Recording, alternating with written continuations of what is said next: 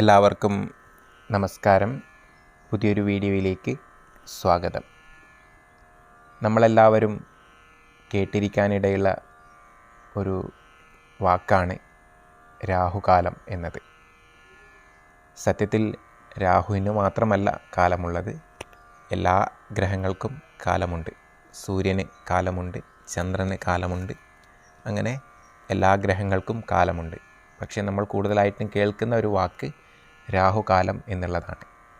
അപ്പോൾ എന്താണ് ഈ രാഹുകാലത്തിൻ്റെ അടിസ്ഥാനം, എങ്ങനെയാണത് കണക്കാക്കുന്നത് എന്ന ഒരു ചെറിയ വീഡിയോ ആണ് ഇന്ന് ചെയ്യാൻ ഉദ്ദേശിക്കുന്നത്. കാലചക്രം എന്നുള്ള ഒരു സങ്കല്പമുണ്ട്. അതാണ്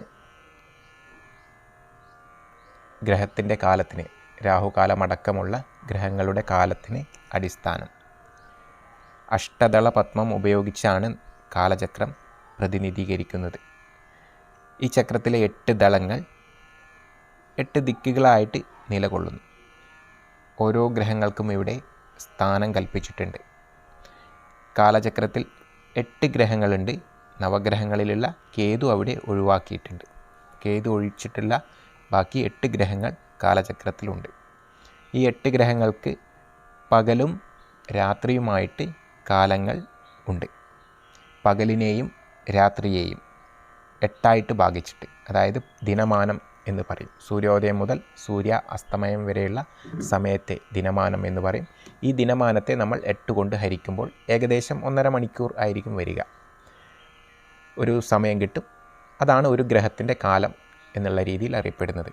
അതുപോലെ തന്നെയാണ് സൂര്യാസ്തമയം തൊട്ട് പിറ്റേ ദിവസമുള്ള സൂര്യോദയം വരെയുള്ള ആ രാത്രികാലം, രാത്രിമാനത്തെ 8 കൊണ്ട് ഹരിക്കുമ്പോൾ കിട്ടുന്ന സമയമാണ് ഓരോ ഗ്രഹത്തിൻ്റെയും കാലമായിട്ട് രാത്രിയിൽ വരുന്നത്. ഇനി ഞാനിവിടെ ഒരു ചിത്രം കൊടുത്തിട്ടുണ്ട്, അഷ്ടദള പത്മത്തിൻ്റെ ചിത്രം. അതിൽ ഓരോ ഗ്രഹങ്ങൾ ഓരോ ദളത്തിലും കാണാം നിങ്ങൾക്ക്. സൂര്യൻ, ചൊവ്വ, വ്യാഴം, ബുധൻ, ശുക്രൻ, ശനി, ചന്ദ്രൻ, രാഹു എന്നിങ്ങനെ ആണ് ഗ്രഹങ്ങളുടെ ക്രമം അതിലുള്ളത്. നമ്മൾ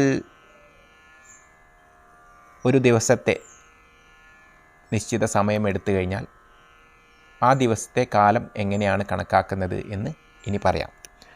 ഉദാഹരണത്തിന് ഞായറാഴ്ച ആണ് നമ്മൾ കാലം കണക്കാക്കുന്നത് എങ്കിൽ സൂര്യോദയത്തിന് ശേഷമുള്ള 1.5 മണിക്കൂർ, അത് കൃത്യമായിട്ട് 1.5 മണിക്കൂർ ആവണമെന്നില്ല. ദിനമാനത്തെ, ആ ദിവസത്തെ ദിനമാനം എത്രയാണോ അത് ചിലപ്പോൾ കൃത്യം 12 മണിക്കൂറാണെങ്കിൽ 1.5 മണിക്കൂറായിരിക്കും ഒരു ഗ്രഹത്തിൻ്റെ കാലമായിട്ട് വരിക. ചിലപ്പോൾ 11.5 മണിക്കൂറൊക്കെ ദിനമാനം ഉണ്ടാവും. അപ്പോൾ അതിനനുസരിച്ചിട്ടുള്ള ചെറിയ കുറവുകൾ അവിടെ ഉണ്ടാകും. അപ്പോൾ മൊത്തം ദിവസത്തെ 6 മണിക്ക് സൂര്യോദയം, 6 മണിക്ക് സൂര്യാസ്തമയം എന്ന് നമ്മൾ സങ്കല്പിക്കുകയാണെങ്കിൽ കൃത്യം 1.5 മണിക്കൂറായിരിക്കും ദിനമാനം ഉണ്ടാകുക. അങ്ങനെ ഞായറാഴ്ചയാണ് എങ്കിൽ ആദ്യത്തെ കാലം എന്ന് പറയുന്നത് സൂര്യൻ്റെ കാലമായിരിക്കും. സൂര്യോദയത്തിന് ശേഷമുള്ള ആദ്യത്തെ 1.5 മണിക്കൂർ അത് സൂര്യൻ്റെ കാലമാണ്. രണ്ടാമത്തെ കാലം, സൂര്യൻ്റെ കാലം കഴിഞ്ഞാൽ 6 മണി തൊട്ട് 7:30 കഴിഞ്ഞ് 7:30 വരെ സൂര്യൻ്റെ കാലം. 7:30 കഴിഞ്ഞ് 9 മണി വരെയുള്ള കാലം ചൊവ്വയുടേതായിരിക്കും. ആ ചക്രത്തിലുള്ള ക്രമത്തിനാണ് കാലം ആവർത്തിച്ച് വരിക. അത് കഴിഞ്ഞാൽ പിന്നീടുള്ള കാലം വ്യാഴത്തിൻ്റെ കാലം, ഞായറാഴ്ചത്തെ കാര്യമാണ് പറയുന്നത്. അതിനുശേഷമുള്ള കാലം ബുധൻ്റേത്. അതിനുശേഷമുള്ള 1.5 മണിക്കൂർ കാലം ശുക്രൻ്റേത്. അങ്ങനെ ശനി, ചന്ദ്രൻ. അവസാനത്തെ കാലം, അതായത് 6 മണിക്കാണ് സൂര്യ അസ്തമയമെങ്കിൽ 4:30 തൊട്ട് 6 മണി വരെയുള്ള സമയം ആണ് ഞായറാഴ്ച രാഹുകാലമായിട്ട് വരുന്നത്. ഇത് നിങ്ങൾ കലണ്ടറിലൊക്കെ കണ്ടിട്ടുണ്ടാവും. ഞായറാഴ്ച രാഹുകാലം പകൽ സമയത്ത് നോക്കിക്കഴിഞ്ഞാൽ 4:30 മുതൽ 6 മണി വരെ എന്ന് കാണാം. അത് ഇതിൻ്റെ അടിസ്ഥാനത്തിലാണ്. ഇവിടെ സൂര്യോദയം 6 മണിക്കും സൂര്യാസ്തമയം വൈകുന്നേരം 6 മണിക്കും ദിനമാനം 12 മണിക്കൂറായി കണക്കാക്കുന്നത് കൊണ്ടാണ് അത് അവിടെ 4:30 എന്ന് എഴുതിയിട്ടുള്ളത്. പക്ഷേ യഥാർത്ഥത്തിലുള്ള രാഹുകാലം ദിനമാനത്തെ എത്രയാണ് മിനിറ്റ് എന്ന് കണ്ടെത്തിയിട്ട് അതിനെ 8 കൊണ്ട് ഹരിച്ചിട്ട് വേണം സൂര്യോദയത്തിൽ നിന്നും കണക്ക് കൂട്ടി കണ്ടെത്താൻ.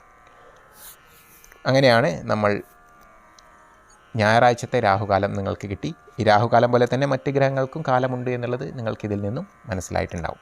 ഇനി നിങ്ങൾ വേറെ ഏതെങ്കിലും ദിവസം എടുക്കുകയാണെങ്കിൽ, ഉദാഹരണത്തിന് തിങ്കളാഴ്ചയാണെങ്കിൽ ആ ദിവസത്തിൻ്റെ നാഥനായിട്ട് വരുന്നത് ചന്ദ്രനാണ്. അപ്പോൾ ആദ്യത്തെ കാലം എന്ന് പറയുന്നത് ചന്ദ്രനായിരിക്കും. ചന്ദ്രന് ശേഷം വരുന്നത് പ്രദക്ഷിണ ദിശയിൽ ആ ചക്രത്തിലേക്ക് നോക്കുക രാഹുവാണ്. അപ്പോൾ തിങ്കളാഴ്ച ദിവസം രാഹുകാലം വരുന്നത് 7:30 തൊട്ട് 9 മണി വരെയുള്ള സമയത്തായിരിക്കും എന്നാണ് കലണ്ടറിൽ കൊടുത്തിട്ടുണ്ടാവുക. അത് ഏകദേശ കണക്കാണ്. അപ്പോൾ അതിൻ്റെ അടിസ്ഥാനം ഇതാണ്. ചന്ദ്രന് ശേഷമുള്ള ഗ്രഹം ഇവിടെ രാഹു ആയതിനാൽ ആ ചക്രത്തിൽ ചന്ദ്രൻ്റെ അടുത്ത കാലം രാഹുകാലമായിട്ട് വരുന്നു. ഇനി ഏത് ദിവസത്തിൻ്റേത് വേണമെങ്കിലും നിങ്ങൾക്ക് ഇങ്ങനെ കണക്കാക്കാം. ബുധനാഴ്ചയാണെങ്കിൽ ആദ്യത്തെ കാലം ബുധൻ്റേത് തൊട്ട് തുടങ്ങി ബുധൻ, ശുക്രൻ, ശനി, ചന്ദ്രൻ, രാഹു ഈ രീതിയിൽ എടുക്കേണ്ടതായിട്ടുണ്ട്. ഇങ്ങനെ ഓരോ ഗ്രഹത്തിൻ്റെയും കാലങ്ങൾ നമ്മൾക്ക് ഈ രീതിയിൽ കണ്ടെത്താം. നിങ്ങൾക്കിത് മനസ്സിലായിട്ടുണ്ടാകും എന്ന് ഞാൻ കരുതുന്നു. സംശയങ്ങളുണ്ടെങ്കിൽ തീർച്ചയായിട്ടും ചോദിക്കാവുന്നതാണ്. അപ്പോൾ പകൽ രാഹുകാലത്തെ കാണുന്ന രീതിയാണ് ഞാനിവിടെ പറഞ്ഞത്.